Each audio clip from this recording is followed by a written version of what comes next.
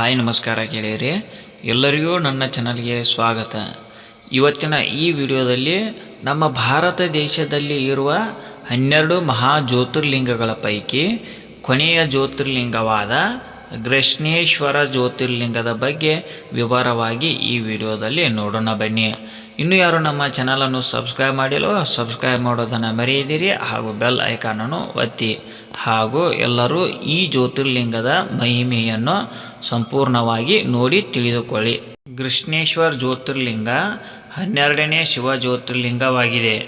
ಗೃಷ್ಣೇಶ್ವರ ಜ್ಯೋತಿರ್ಲಿಂಗವು ಮಹಾರಾಷ್ಟ್ರದ ಎಲ್ಲೋರಾ ಗುಹೆಗಳ ಬಳಿ ಇದೆ.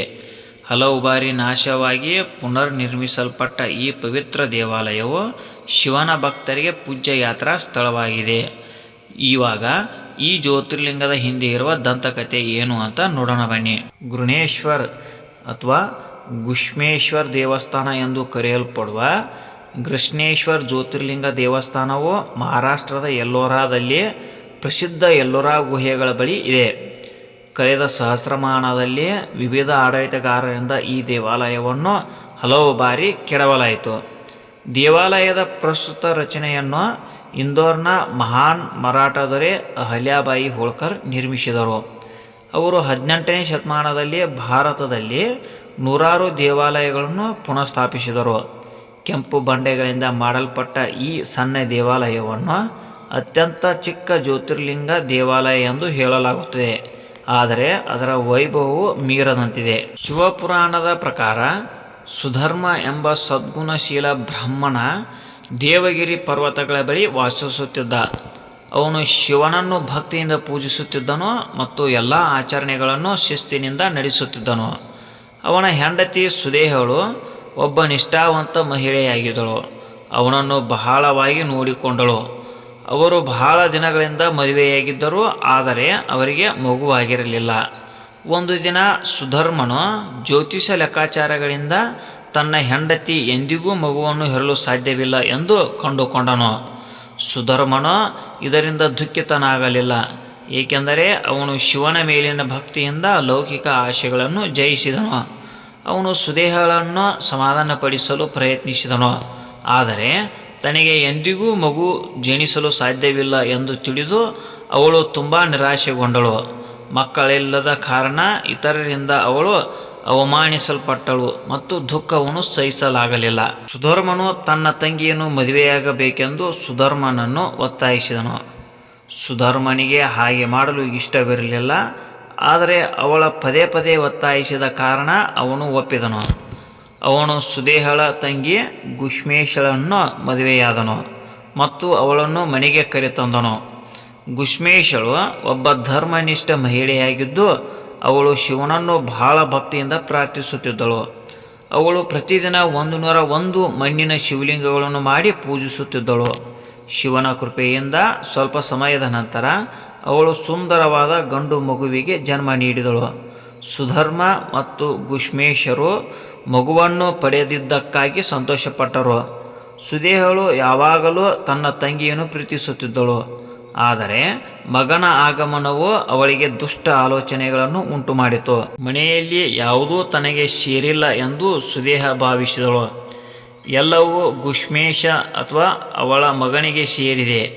ಅವಳು ತನ್ನ ದಿನಗಳನ್ನು ಅಸೂಯೆಯ ಆಲೋಚನೆಗಳಲ್ಲಿ ಕಳೆಯಲು ಪ್ರಾರಂಭಿಸಿದಳು. ಅದು ಅವಳನ್ನು ದುಃಖಿತಳನ್ನಾಗಿ ಮಾಡಿತು. ಶೀಘ್ರದಲ್ಲೇ ಆ ಹುಡುಗ ಬೆಳೆದನು ಮತ್ತು ಗುಷ್ಮೇಶಳು ತನ್ನ ಮಗನನ್ನು ಬ್ರಾಹ್ಮಣನ ಮಗಳಿಗೆ ಮದುವೆ ಮಾಡಿದಳು. ಮನೆಯು ಸಂತೋಷ ಮತ್ತು ಸಂತೋಷದಿಂದ ತುಂಬಿತ್ತು. ಆದರೆ ಸುದೇಹಳು ಅಸೂಯೆ ಪ್ರತಿದಿನ ಬಲವಾಗುತ್ತಿತ್ತು. ಒಂದು ದಿನ ಸುದೇಹನು ಗುಷ್ಮೇಶನ ಮಗ ಮಲಗಿದ್ದಾಗ ಅವನನ್ನು ಕೊಂದಳು. ಗುಷ್ಮೇಶನು ಪ್ರತಿದಿನ ತನ್ನ ಪೂಜೆಯ ನಂತರ ತನ್ನ ಮಣ್ಣಿನ ಶಿವಲಿಂಗಗಳನ್ನು ಮುಳುಗಿಸುತ್ತಿದ್ದ. ಅದೇ ಕೊಳಕ್ಕೆ ಎಸೆದು ದೇಹವನ್ನು ವಿಲೇವಾರಿ ಮಾಡಿದಳು. ಬೆಳಿಗ್ಗೆ ಸುದೇಹನು ಮಗನನ್ನು ಕೊಂದಿದ್ದಾಳೆಂದು ಎಲ್ಲರಿಗೂ ತಿಳಿಯಿತು. ಸೊಸೆ ದುಃಖದಿಂದ ಅಳುತ್ತಾಳೆ, ಆದರೆ ಹೃದಯ ವಿದ್ರಾವಕ ಸುಧರ್ಮ ತನ್ನ ಮಗನನ್ನು ಕಳೆದುಕೊಂಡಿದ್ದಕ್ಕಾಗಿ ಅಳುತ್ತಾಳೆ. ಗುಷ್ಮೇಶಳು ಈ ದುರಂತ ಘಟನೆಯಿಂದ ವಿಚಲಿತಳಾಗದೆ ಏನೂ ಆಗಿಲ್ಲ ಎಂಬಂತೆ ತನ್ನ ದೈನಂದಿನ ಪೂಜೆಯನ್ನು ಮುಂದುವರಿಸಿದಳು. ಅವಳು ಹೇಳಿದಳು, ಮಹಾನ್ ಭಗವಂತನು ತನ್ನ ಎಲ್ಲ ಭಕ್ತರನ್ನು ರಕ್ಷಿಸುತ್ತಾನೆ. ಪೂಜೆಯ ನಂತರ ಗುಷ್ಮೇಶನು ಶಿವಲಿಂಗಗಳನ್ನು ನೀರಿನಲ್ಲಿ ಮುಳುಗಿಸಲು ಕೊಳಕ್ಕೆ ಹೋದನು. ಹಿಂತಿರುಗುವಾಗ ತನ್ನ ಪ್ರೀತಿಯ ಮಗ ಅಲ್ಲಿ ಕಾಣಿಸಿಕೊಳ್ಳುವುದನ್ನು ಅವಳು ನೋಡಿದಳು. ಅವನು ಯಾವಾಗಲೂ ಹಾಗೆ ಬಂದು ಅವಳ ಪಾದಗಳನ್ನು ಮುಟ್ಟಿದನು.